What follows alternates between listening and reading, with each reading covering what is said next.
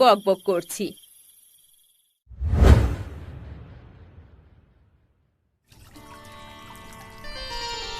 আজ সাত সকালে হঠাৎ পুকুর পাড়ে কি মনে করে? ওগো, শুনছো? অনেক দিন তো হলো পুকুরে মাছ ধরা হয় না। আজ একবার চেষ্টা করো না, কিছু মাছ পাওয়া যায় কিনা দেখো। ঘরে একদমই তরকারি নেই আজ। ঠিক বলেছ, দেখে আর ছিপ ফেলে বড় মাছ কিছু ধরা যায় কিনা। তিন্নিমা, ছিপটা নিয়ে আয় তো, টোপ ফেলে দেখি মাছ ধরা পড়ে কিনা।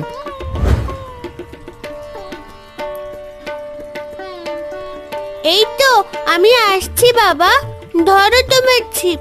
আমি নিশ্চিত আজ তোমার ছিপে অনেক বড় মাছ ধরা পড়বে।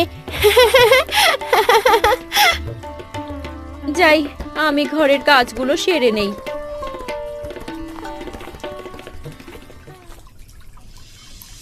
এদিকে হারান আর তিন্নি পুকুরে ছিপ ফেলে বসে আছে, কিন্তু অনেকক্ষণ হওয়ার পরও কোনো মাছের দেখা মিলল না। কি ব্যাপার মা, এতক্ষণ ছিপ ফেলে পুকুর পাড়ে ধৈর্য ধরে বসে আছি, কিন্তু মাছ তো একবারও টোপ গিলছে না। মাছগুলো সব ভিন দেশে চলে গেল নাকি? আর কিছুক্ষণ ধৈর্য ধরে বসে থাকো না বাবা, হয়তো বড় কোনো রুই কাতলা মাছ টোপ গিলতে সময় নিচ্ছে। এই তো একটা বড় মাছ ছিপে আটকেছে।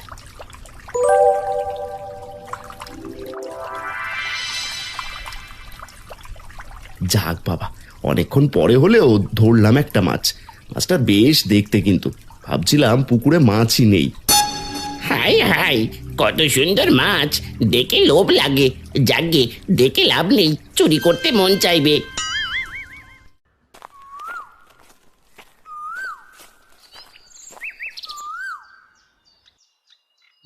কই যাচ্ছিস রে কালু?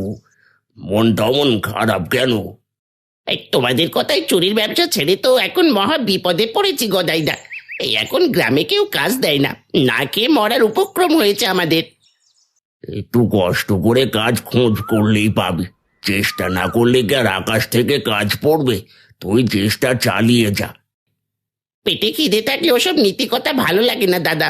ঘরে একদানা চাল নেই, গ্রামের কারো পুকুর থেকে মাছ ধরে খেলেও পেট চলতো। এ গ্রামে ভালো চাষ করা পুকুর বলতে তো মোড়ল বাবুর আর হারান্দার পুকুর আছে। তবে শুনেছি হারান্দার পুকুরে মাছের সঙ্গে এখন খুবই কম। এই তো সুযোগ, আজ রাতেই হারান্দার পুকুরে হানা দেবো আমি। কিছু মাছ পেলে অন্তত কয়েকদিনের চাল ডালের খরচ তো জোগাড় হবে। এই কালু, কি ভাবছিস রে? তুই কি আবার পুরনো